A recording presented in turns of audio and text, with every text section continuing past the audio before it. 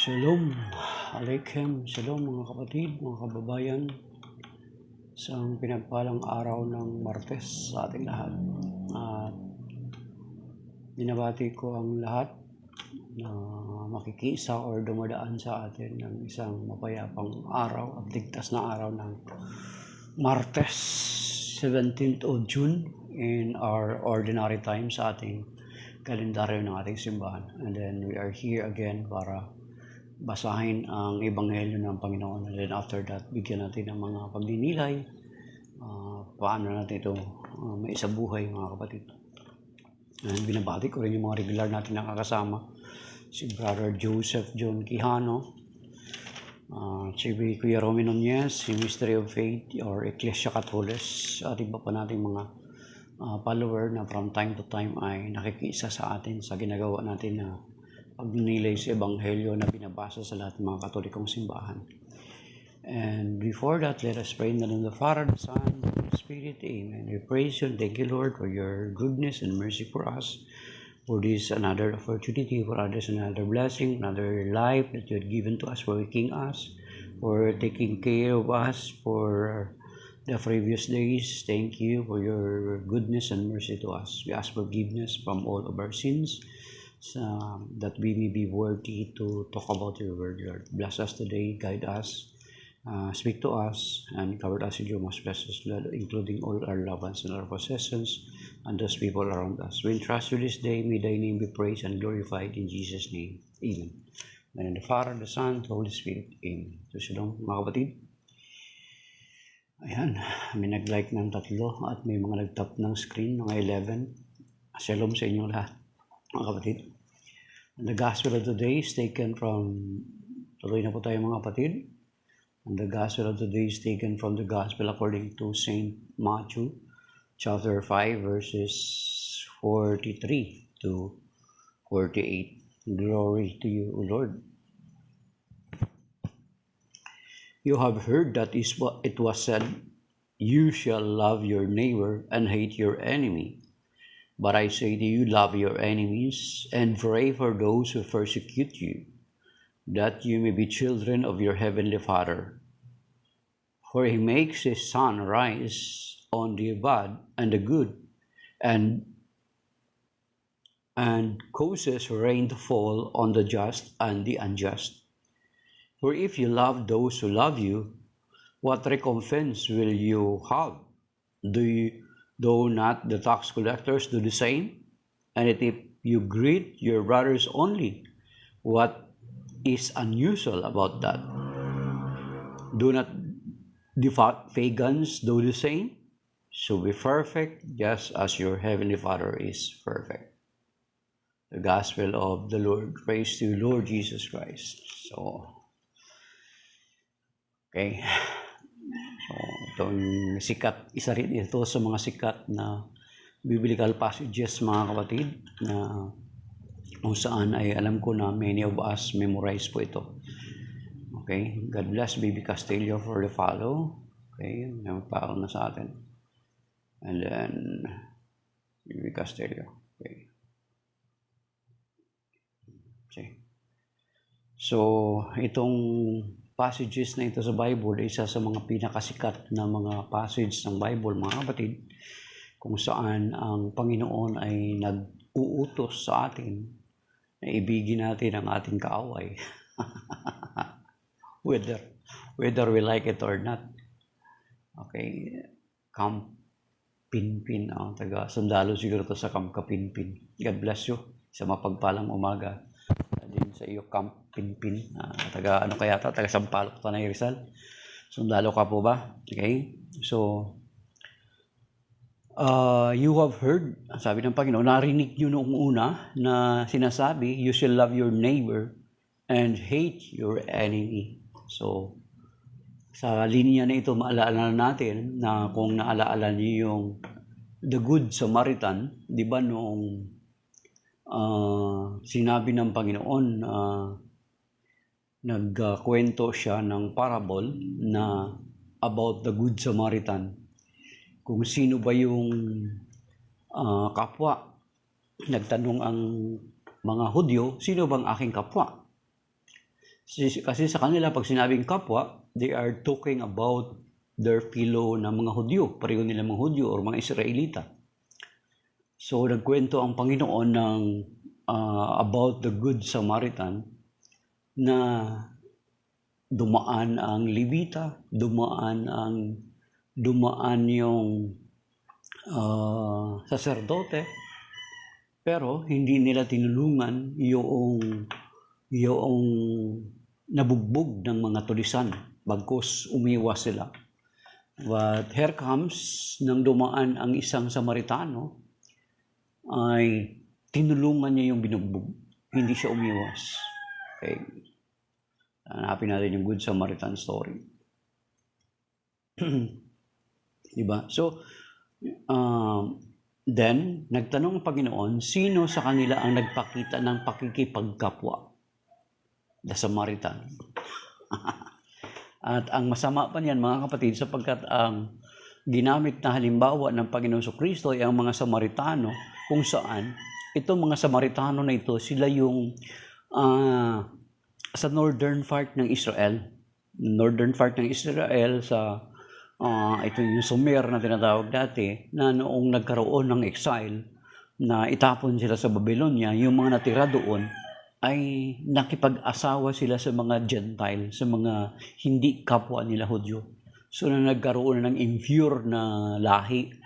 So kaya galit ang mga pure na Hudyo, galit sa mga Samaritano sapagkat tinuturing nila na marumi ang mga Samaritano. So, pero nung kinuwento ng Panginoon Kristo na sa storya, kumbaga so hina-highlight ng Panginoon Kristo, hina-highlight niya na ang Samaritano yung gumawa ng kabutihan. So sabi niya, sino yung totoong nagpakita ng pakikipagkapwa? Yung Samaritano. So, ibig sabihin na regardless of who they are, who you are, basta kapwa mo tao, sila yung kapwa mo, hindi lamang yung kapwa mo Pilipino, kapwa mo ibang kapwa mo or kamag-anakan mo. Ang pagiging kapwa ay walang boundary na sinasabi, mga kapatid. At sinasabi dito ng Panginoon, you have heard that it was said, you shall love your neighbor and hate your enemy. Yung neighbor, yung kapwa nila, akala nila, kapwa lang nila, lahi nila, and then the rest ay tinuturing na hindi nila kapwa. And hate your enemy. Pero ang sinasabi dito, but, ayan na, makikita natin dito na sinasabi ng Panginoon na, but now, ito ang kasunod sa verse 44, but I say to you, love your enemies and pray for those who persecute you. So mabigat to, mga kapatid, sa reality ng buhay natin na kapag may tao na nakasakit sa atin ng tudo-tudo, it is very hard for us to love them, to pray for them, mga kapatid. Di ba? Sino ba ang makagagawa nito? Maliban kung hingin natin yung grasya ng Panginoon. Kasi hindi naman iutos ito ng Panginoon na hindi natin magagawa. Without the grace of God, we cannot do this, mga kapatid. Kahit yung sa pamilya lang natin, iba, sa pamilya natin, yung kapatid natin, kaaway natin, may mga magkakapatid ngayon, until now, alam nyo ba na hanggang sa ngayon, yung pag-aaway nila magkapatid na ipasa na nila sa kanilang mga anak. And then even the third generation ng kanilang mga anak ay meron na rin hidwaan. Sa context lang yun ng pamilya, mga kapatid, sa pamilya lang yun. It is very hard to love your brothers, sa pamilya pa lang yun, na naging kaaway mo, naging kasamaan mo ng loob. It is very hard for us to do. Yung mahalin, yung kaaway mo. Sabi ko nga sa inyo, yung sa pamilya lang ang hirap eh. Of course, talaga mahirap gawin, mga kapatid. Mahirap talaga mahalin yung mga taong nakasakit sa atin. Yung mga taong masasabi natin na nag-inflict sa atin ng kasamaan, we are considering them as enemy. Pero sinasabi dito ng Panginoon, hindi ito pakiusap mga kapatid. Sabi niya, love your neighbor. Sabi nito, but I say to you, love your enemies and pray for those who persecute you. Yun nga ang sabi ko na in our own capacity, in our own way, mga kapatid, hindi talaga natin ito magagawa. Whether we like it or not, hindi talaga natin magagawa yan in your own capacity. Kailan natin magagawa itong to love our enemies and pray for those who persecute us? Kapag dumating na yung grasya ng Panginoon sa buhay mo. Kapag hingi natin yung grasya ng Panginoon, Lord, in my own way, I cannot do this alone. Kaya kapag sa tingin mo na hirap ka sundin tong kalooban ng Panginoon, ay hingin mo talaga yung grasya ng Panginoon. Kasi ako, hindi ko rin masasabihan sa inyo kung hindi ko naranasan. Yung sabi ko sa inyo kanina, sa konteksto lang ng pamilya, sa magkakapatid, may nakilala ko, na yung hindi nila pagkakasundo mga kapatid, sa kanilang magkakapatid, na ipasa na nila sa kanilang mga anak. At yung mga anak ng kanilang anak, yung bali apo, na ipasa na sa mga apo. Na pati yung mga apo nila, may mga hidwaan na rin. Yung mga anak nila may hidwaan na rin. May kilala ako. Okay. Sa akin, ako naranasan ko rin yan mga kapatid, na kapag ang grasya pala ng Panginoon ay wala sa iyo, hindi mo talaga magagawa. But if the grace of God, the grace of love, ay dumating talaga sa iyo, ay hindi mo mapipigilan na mahalin yung tao na yun. Yung kwento ko nga, sinasabi ko sa inyo, yung kwento ko, yung kapatid ko dati, kasi bata pa kami namatay yung nanay namin. So kami magkakapatid, mga puro lalaki, mga ilan kami lalaki, 3. Kapag mag-aaway kami ng isa kong kapatid, halos magpatayan kami. Umahawa kami ng mga itak, nagsusuntukan kami, nagpapagitna yung maliit na tatay namin sa amin. Okay? Nagpapagitna sa amin. And then, nung bandang huli, yung noong dumating na sa akin yung grasya ng Panginoon, binigay sa akin ng Panginoon yung grasya na yun, ay yung kapatid ko na yun ay yung galit mo, yung parang tinuturing mo na sa nakaaway, nawala yun mga kapatid. And even until now, of course, may mga pagtatalo pa rin kuminsan, may mga pagtatampo pa rin naman kuminsan. Pero hindi katulad nung dati. Grabe nung dumating sa akin yung grasya ng Panginoon, ng pag-ibig ng Panginoon, ibinigay sa puso natin. Ibinigay sa puso ko. Ay, yung kapatid ko, talagang grabe. Naranasan ko talaga mga kapatid. So, without the grace of God, yung kahit miyembro mismo ng pamilya, hindi mo mapapatawad-tawad, hindi mo mamahal-mahal yan, hindi mo yan mapag-befray na pagpalain. Ibig sabihin, we need to ask God's grace.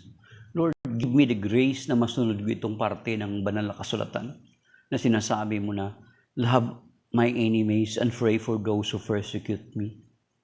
Kasi bakit mga kapatid, dito sa verse 45, sinasabi dito sa verse 45, na kailangan mahalin natin ang ating mga kaaway, ipanalangin natin yung mga umungusig sa atin, nagsasalita sa atin ang hindi maganda, pag nakatalikod tayo. Verse 45, ang sabi, bakit natin sila mahalin at ipanalangin yung mga umungusig sa atin? Kasi dito sa verse 45, that you may be children of your heavenly Father, for He makes His sun rise on the bad and the good, and causes rain to fall on the just and the unjust. So yun, para tayo raw maging tunay na mga anak ng Diyos, ng ating Amang nasa langit. So of course, sabi ko sa inyo, we cannot do it alone. At itong pag-ibig na ito mga kapatid is kapag ang Espiritu Santo ay inanyayahan natin na manahan sa atin, kumilo sa buhay natin, kumilos sa buhay natin, i-allow natin siya na mag-work siya sa buhay natin, actually, ang Espiritu Santo ang gagawa nito, mga kapatid. Kasi ang sinasabi doon sa Galatians chapter 5 verse 22, that when the Holy Spirit is dwelling in us, ay i-allow natin siya na kumilos sa ating buhay, ang Espiritu Santo na actually ang gagawa nito. Kasi ang sinasabi dito sa Galatians chapter 5 verse 22, mga kapatid, na the fruit of the Spirit is love. Actually, singular siya, nakalagay dito, the fruit of the Spirit is love. Then, pagkatapos, ni-enumerate pa ni St. Paul, sabi niyo, in contrast, the fruit of the Spirit is love. Hindi fruits, ha? Hindi niya sinabing fruits. Ibig sabihin, isang bunga lang ito, pag-ibig. Pero ang pag-ibig, nagpo-produce ng, ito sabi dito, ha? But in contrast, the fruit lang, singular talaga nakalagay dito, mga kapatid. The fruit of the Spirit is love, joy, peace, patience, kindness, generosity, faithfulness, gentleness, self-control. Against such, there is no law. See? Ibig sabihin, kung ang Espiritu Santo ay sumasa atin, kumikilos sa atin, pinapakilos natin, hinahayaan natin siya kumilos sa ating buhay, yung bagay na hindi natin magagawa, alimbawa, to love our enemies, to pray for those who persecute us, ay magagawa pala natin because of the Holy Spirit. Because the fruit of the Spirit is love. And then, nagpo-produce pa siya ng ibang mga other virtues, katulad ng kapayapa, kagalakan, peace, patience, kindness, generosity, faithfulness, gentleness, self-control. Against such, there is no law. So yun, mga kapatid. Ibig sabihin, let us pray for us to love our enemies. Let us pray to the Lord give that the Holy Spirit works in me. Holy Spirit, lead me. Holy Spirit, let thy fruit be manifested in me. Ito yung fruit niya. The fruit is love. And then, yung love na ito, nagpo-produce ng joy, peace, patience, kindness, generosity, faithfulness, gentleness, self-control. Against such, there is no law. Okay. So, balikan natin yung Matthew chapter 5. Okay. Sa verse 40. Sabi niya, sapagkat para tayo maging anak, kailangan mahalin natin ang ating mga kaaway at ipanalangin natin mumusik sa atin upang tayo maging anak ng ating amang nasa langit. Sapagkat pinapasikat niya ang araw sa mga masasama at mabuti. Ibig sabihin, walang pinipili. And causes rain to fall on the just and the unjust. Ibig sabihin, walang pinipili. Hindi natin pwedeng piliin na ito lang yung kapwa ko. Ito rin yung mamahalin ko. Ito yung hindi. Yan. So, walang pinipili regardless. Walang unconditional love. Yung tinatawag na agape. God's kind of love. Yung agape. God's kind of love. Mga kapatid. So, God's kind of love, kapag nagagawa na natin yan, ibig sabihin, makikita na natin yung sarili natin na pinananahanan na tayo ng Espiritu Santo. So kapag hindi pa natin yan ginagawa or hindi pa natin nagagawa, most possibly, the Holy Spirit ay hindi natin pinapahintulutan totally to work in us, mga kapatid. Kaya hindi natin mamahal-mahal yung mga taong nakasakit sa atin. Di ba, meron tayong mga kwento na ng isang artista. Sino ba yung artista na yun na yung nanay niya or magulang niya ba yun pinatay? Pero yung pumatay sa nanay niya ay pinatawad niya. Nagawa niya ba yun sa sarili niya? No. It was the work of the Holy Spirit. Kasi in our own, we cannot do it. Ang sa atin, kapag alam natin na kapag hindi pa nag-work or hindi pa kumikilos, hindi natin pinapahintulutang kumilos sa Espiritu Santo sa buhay natin is ang iiral sa atin, mata sa mata, ngipin sa ngipin. Kung ano yung ginawa mo sa akin, gagawin ko rin sa iyo. Di ba? Yan mga kapatid. And then verse 46. If you love those who love you, what recompense will you have? Sabi niya, kung ang iniibig mo lamang ay ang yung umiibig sa iyo, anong gantimpala na aasahan mo? Kasi, itong kasunod mga kapatid, hindi ba ito ginagawa din ng mga tax collectors? Di ba? Ang tax collectors, public sinner, tinatawag niya na public sinner, tinuturing na to public sinner yan, yung panahon na yun. Okay? Sabi niya, if you love those who love you, what recompense will you have? Anong mapapala mo? Anong pagpapala ang matatanggap mo kung yung iibigin mo lamang ay yaong umiibig sa iyo? What is the difference? Hindi ba ginagawa rin yan ng mga tax collector? Yung mga tax collector, public sinner yan. Mga kapatid, do the same. And if you greet your brother only, what is unusual about that? What is unusual about that? Kung ang binabati natin lamang ay yung mga taong mga kapatid natin, mga kapwa natin, mga kababayan natin, mga kamag-anak natin, mga kaibigan lamang natin. What is unusual about that? Anong pagkakaiba dun? Hindi ba ginagawa rin yan ng mga pagano? Do not the pagans do the same? Yung mga pagano, yung mga taong tinuturing na walang Diyos, ginagawa din nila yan, binabati din nila yung kapwa nila. Okay? So, ibig sabihin na require tayo ng Panginoon to do beyond the limit, mga kapatid, to go beyond. Ibig sabihin na require tayo ng Panginoon to go beyond, mga kapatid. Hindi lamang dun sa, ito babatiin ko lang to kasi ito yung mabait sa akin. Ito lang yung mamahalin ko kasi minamahal din ako nito. Ang sinasabi dito ng Panginoon, di ba ginagawa din yan ng mga tax collectors? Ginagawa din yan ng mga pagano. Anong pagkakaiba? What is unusual about that? Ano yung pagkakaiba patungkol sa ganung bagay? Kung yung iibigin mo lamang, yung umiibig sa iyo, babatiin mo lamang, yung bumabati sa iyo. Ano ang pagkakaiba? Ginagawa rin yan ng even na malang pananampalataya. Ginagawa rin yan ng mga tax collector. So anong difference natin na tinuturing na mga Kristiyano, tinuturing na mga tagasunod ni Kristo, na mga mananampalataya? No. Di ba? So yung sinasabi ng Panginoon. And then last dito sa verse 48, sabi niya, be perfect just as your heavenly Father is perfect.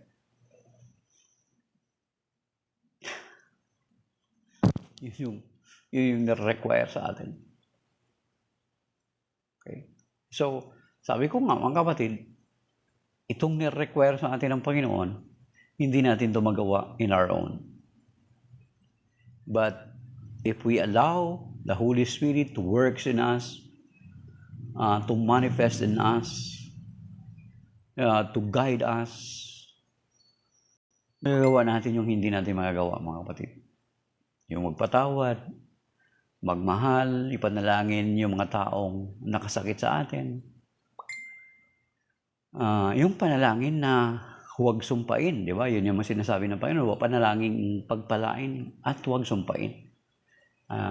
Kung may tao nakasakit sa Lord, pagpalain mo po nawa itong tao nakasakit sa akin. Hipuin mo po nawa siya, nawa magkaroon siya ng realization, magkaroon siya ng conversion, tanggapin ka na niya sa kanyang buhay bilang Panginoon na tagapagligtas, maghari ka nawa sa kanya Panginoon at sa kanyang sambahayan. Kung minsan ako may mga instances na halimbawa may mga tao nakasakit sa akin,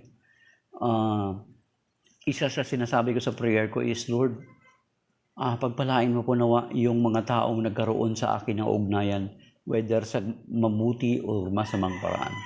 I-bless niyo po nawa sila, abutin niyo po nawa sila, magkaroon nawa sila ng conversion kasama ng kanilang mga mahal sa buhay. Ginagawa ko talaga yun, mga kapatid. Yung whether kabutihan yung ginawa mo sa akin or masama, nagkaroon ka ng connection sa anumang paraan, negative man or positive way, ay sinasama ko yan sa prayer ko, mga kapatid.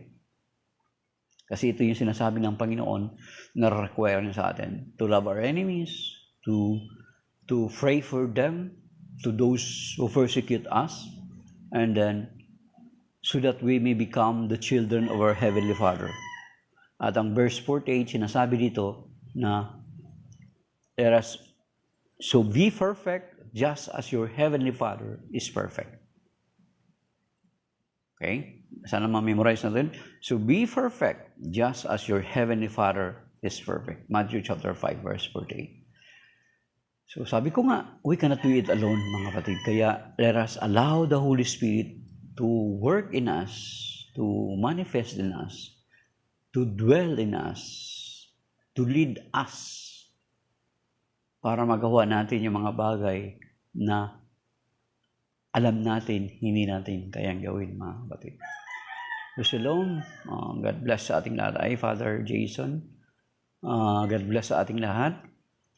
Gabayan na tayo patnubayan ng Panginoon sa araw na ito. Ingatan nawa niya tayo. Pagpalain, iligtas sa mga disgrasya, sa mga bigat ng mga pagsubok, sa mga malulubang karamdaman, at sa mga bagay na beyond our control. Iligtas tayo sa stroke, sa cancer, sa hypertension, sa kidney failure, at iligtas din tayo sa mga bagay beyond our control, mga kapatid. At maging yung iligtas din tayo sa lahat ng mga disgrasya o sa mga road rage. Iligtas tayo ng Panginoon maging sa mga violation sa INCAP, lalo na dito sa Metro Manila. So that is by now, may God bless us and keep us safe and sound sa araw na ito, mga kapatid. So, signing off, my dear brothers and sisters, and shalom.